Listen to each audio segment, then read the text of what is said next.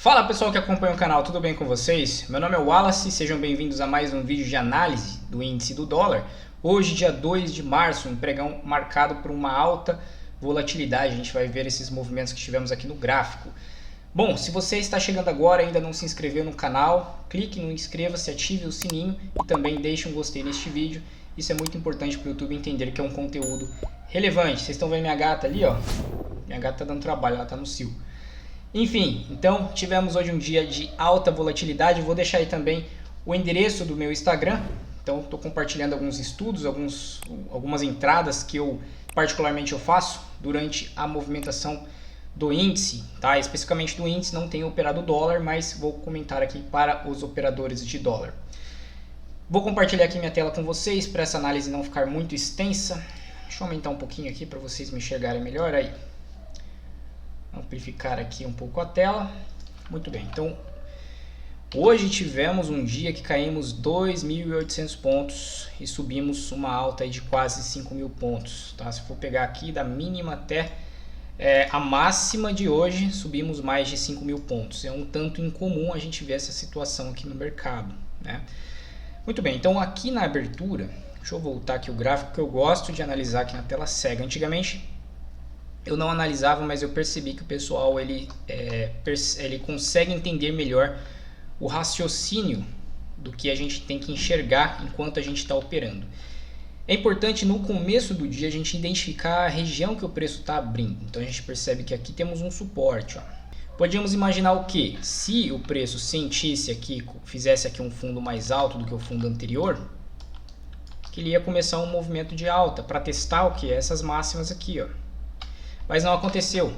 Ele veio, deixa eu aproximar o gráfico, senão vocês não vão enxergar.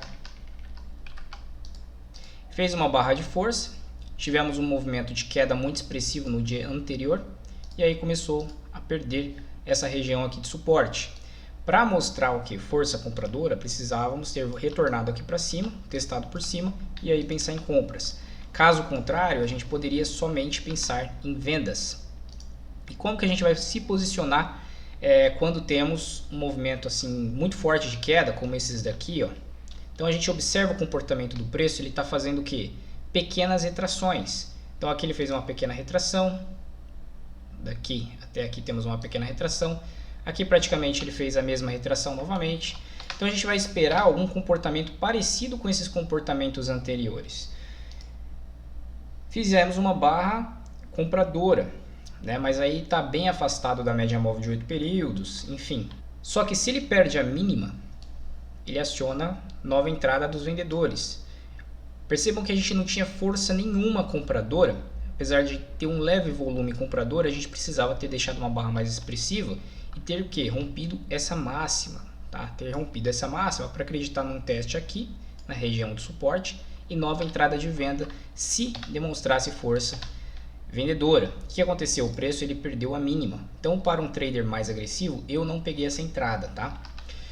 Eu estava com viés, é errado ter viés, mas eu estava com viés altista hoje, por incrível que pareça, pela localização que o preço abriu. Só que ele foi muito mais além do que eu esperava. Eu achei que ele ia fazer aqui um rompimento falso e retornar a subir. Mas enfim, aqui deu uma entrada de venda com stop ou acima dessa máxima, da barra verde, ou acima dessa barra aqui inicialmente, porque essa barra ela fechou aqui, a próxima barra veio e perdeu a mínima, então poderia ter trazido aqui o stop acima aqui da barra verde, tá? Visando o que? Uma nova perna de baixa. Então com o Fibonacci você tem essa expansão daqui até aqui ou até aqui, retrai aqui em cima, onde o preço corrigiu, tá? Porque é o mesmo comportamento que ele está fazendo aqui atrás, ó. Barra ignorada, aqui uma barra, segunda barra do dia.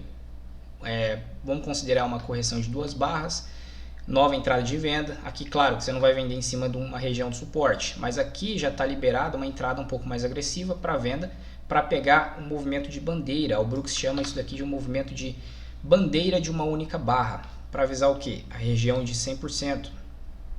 Ou, para quem gosta de setup, uma barra ignorada, que seria essa barra aqui, ela tem o alvo, quando rompido, de 2 vezes o risco. Tá? Se você é um pouco mais conservador, seria essa quantidade que você está arriscando essa quantidade que você está arriscando, vou trazer para cá para o meio para ficar mais aqui. Quando em tendência, esse setup, entre aspas, ele supera os 60%. E aqui seria o alvo final, tá? 2 vezes o risco para baixo, acabou indo até 3 vezes o risco para baixo, tá? Porque você tinha um alvo de uma puxada de queda, uma correção e uma próxima puxada de queda em uma bandeira, tá? E aí o preço atinge esse alvo. Percebam que temos um grande aumento no volume financeiro. Quando temos um grande aumento no volume financeiro vindo já de um movimento de queda esticado, é muito comum isso daqui ser um evento climático. O que é um evento climático? Indica que o preço vai se lateralizar aqui para depois ganhar força e continuar, ou podemos ter um possível movimento de reversão, tá? Só que a reversão ela só é confirmada quando o preço faz fundo mais alto e rompe o topo, e aí prossegue no movimento de alta. Caso ele faça fundo mais alto e comece a se lateralizar dessa forma aqui, ó, não ganha força, é uma cunha ascendente, tá? O preço até tentou fazer uma cunha ascendente, a gente já vai ver isso, mas não conseguiu. Ele chegou nessa região aqui, a gente tem que perceber a localização que o preço está chegando. Então vamos lá para o gráfico um pouco maior, gráfico do Infut, e afastamos o gráfico, percebemos o que? Deixa eu colocar nos 60 minutos.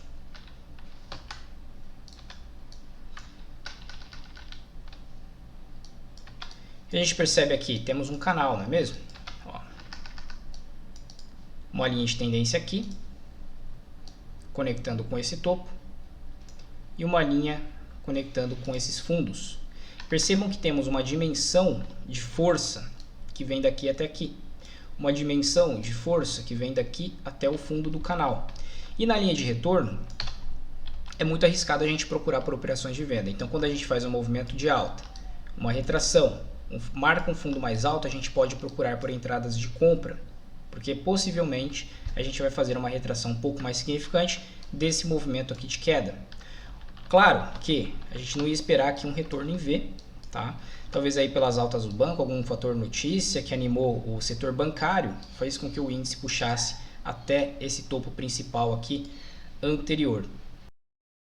Outro fator importante que a gente tem que observar que, colocando o Fibonacci aqui desse ponto, nesse pivô acionado lá no gráfico diário, olha onde o preço bateu. Região de 100%. Acho que eu comentei em análises anteriores que essa era a primeira parada do preço. Acho que não sei se foi há uns 3 dias atrás, que essa daqui seria a primeira parada do preço. Olha que interessante, o preço para no 76 e vem visitar em resistência o ponto de... preço para no 100% e vem visitar o ponto de 76 como resistência numa proporção muito maior de Fibonacci. Então essa é a localização que a gente tem que entender quando a gente estiver procurando por entradas um pouco mais antecipadas, vamos dizer assim. Porque essa entrada que eu fiz aqui hoje, ó, ela foi mais agressiva. A gente estava em região de 100%, também em cima da linha de retorno. Ela foi mais agressiva exatamente por isso. Tá? Eu não estava com essa média. Deixa eu colocar a média correta, é de 20 períodos que eu uso. Então, na formação dessa barra, eu entrei comprado, tá? Aqui, bem no rompimento do corpo da barra vermelha. Foi exatamente nesse patamar. Não costumo fazer operações quando temos uma distância da média de 20 períodos do preço muito relevante, porque corre o risco do preço chegar aqui na média e voltar a cair. Só que pela localização que o índice se encontrava hoje, em cima de uma região importante de Fibo, de realização, de saída de vendedores, em cima também de uma linha de retorno de canal, eu preferia entrar um pouco mais agressivo aqui nessa região, uma entrada um pouco mais agressiva, sem esperar o preço formular um movimento maior, tocar por cima da média e aí comprar, tá? Que seria uma entrada mais conservadora, uma entrada um pouco mais tranquila, beleza? Bom, essa entrada aqui do índice, ela me gera um alvo no mínimo até o topo anterior, estaria aqui. Essa seria a parcial, mas eu tinha uma expectativa muito maior do preço fazer um movimento de alta, tá? Pelo menos visitar o que? O ponto aqui de abertura, essa região aqui, ou quem sabe até 161,8 desse mesmo FIBO, expandindo ele. Só que olha o que acontece, meu stop ele estava abaixo dessa mínima, então a entrada foi acionada. Opa, profit, a entrada foi acionada, meu stop estava abaixo dessa mínima, o preço andou e jogou com essa força para baixo, tá? Eu não movimentei meu stop. Olha como é importante manter a sua disciplina quando você tem um pré-estudo do gráfico, né, do gráfico maior, e aí você confia que o preço ainda não te entregou algum movimento relevante. Nesse patamar aqui eu realizei uma parcial, e aí percebam que o preço começa a enrolar, enrolar. Aqui sim daria entrada para os mais conservadores. Ó. Chegou na média móvel de 20 períodos, a média inclinou para cima, essa barra ela gera uma oportunidade de compra com stop abaixo dessa mínima. Eu não comprei isso daqui, tá? Só estou comentando. Eu mantive a compra desde aqui de baixo e quando chegou nesse patamar meu stop ele veio para cá. O stop técnico ele veio para cá. Já tinha feito uma parcial e aí o preço ele foi embora para o alvo maior. Qual seria o alvo maior? Essa perna de alta, essa retração e essa perna de alta. Tá? Então você tem essa movimentação aqui, daqui até aqui, novamente, daqui até aqui em cima em 100% como primeiro alvo. Ó. E o preço atingiu o primeiro alvo, seria mais ou menos aqui nesse patamar de abertura do dia anterior, de abertura do dia de hoje, fechamento do dia anterior. Tá? Afastando o gráfico, você coloca esse ponto aqui, com essa máxima. O preço atingiu exatamente em pavio com esse candle, mas eu coloquei um pouquinho antes por causa da abertura mesmo, tá? E o fechamento aqui do dia anterior. E aí ele foi embora. O que aconteceu aqui? Deve ter acontecido algum fator notícia, né? Um momento de alta volatilidade do mercado, mas a gente pode usar esse mesmo FIBO e expandir esses alvos. Ó. Percebam 111, como foi atingido, o retorno quase aqui no 76, não conseguiu retornar a alta volatilidade, fez pullback. Não sei nem se posso chamar de pullback isso daqui, né? Por cima dessa região e voltou a subir. Tá? Posso usar o mesmo FIBO. Olha como ele está respeitando, ó, 123, 111. Subindo para o 38,2 dessa expansão aqui desse FIBO, a gente tem praticamente o alvo aqui de 100%. Tá? Quase chegou lá nesse alvo aqui em 100%. Só não chegou lá porque entrou vendedores em cima desse topo. Foi o duplo teste de ontem. Mas se a gente for pegar pelo FIBO ser muito extenso, ser muito grande, um movimento muito amplo, pegar a média de toques dessa região aqui com essa região aqui de resistência, essa primeira resistência que o preço sentiu. Então ele bateu aqui no alvo já, tá?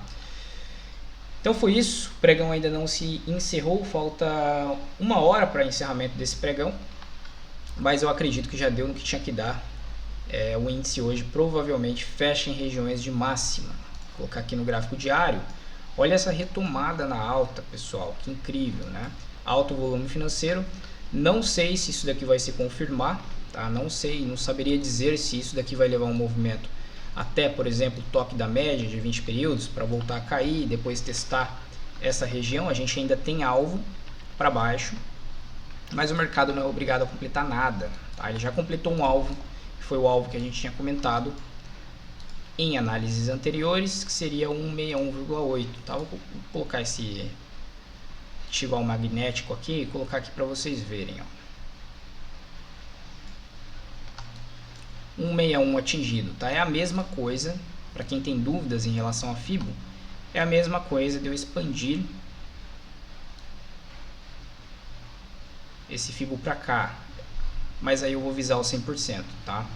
Em Elliott, a gente tem um movimento de onda A, um movimento de onda B, que foi errático aqui, e a partir desse momento que a gente começa a cair, movimento de onda C. 123, muito relevante para a onda C também, tá? Mas a gente tem alvo aqui no 141 e também no 161,8, caso o preço vier ainda nesse comportamento de queda.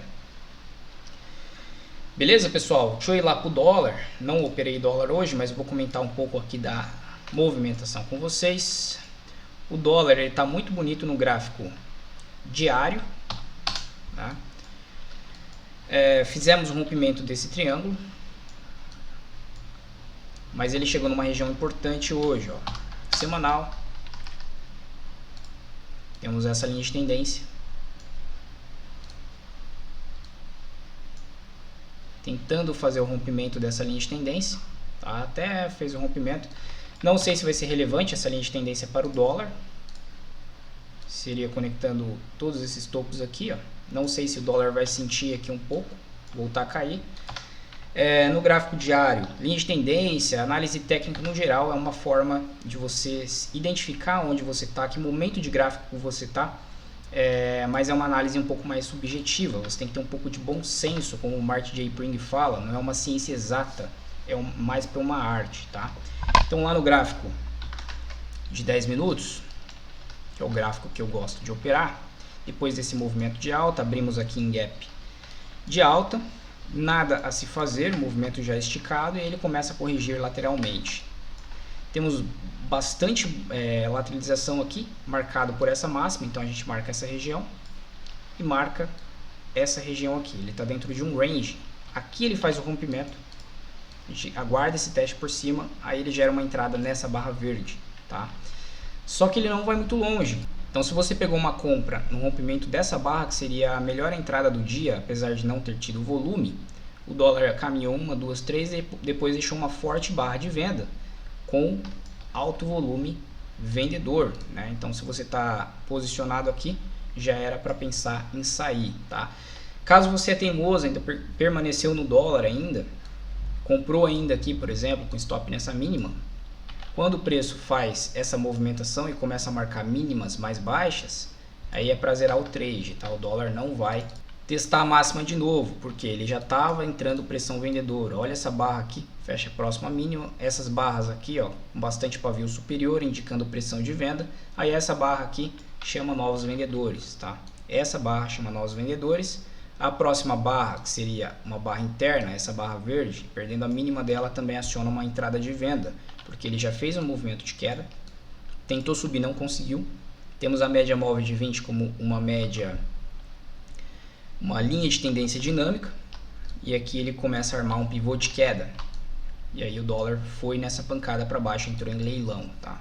Pegando o alvo desse pivô, você tem uma operação de venda que não foi uma operação muito rápida, ela se desenvolveu bem devagar, mas tínhamos uma linha de tendência de baixa bem perfeita aqui, e uma linha de retorno que acabou sendo rompida quando entrou em leilão, tá? Então a oportunidade de compra até existiu acima dessa região, chegou a dar alguns pontos. Se você não conseguiu zerar aqui com 20, 22 pontos, eu sempre falo, pessoal, se você tem esse risco aqui, você consegue entrar com 2 contratinhos, realiza uma parcial no 1 para 1, tá? Ou no 127, e depois tenta carregar o restante. Quando muda de comportamento o preço, zera a operação, tá? Se você já está com algum lucro. Beleza? Então, afastando o gráfico aqui, a gente percebe o que?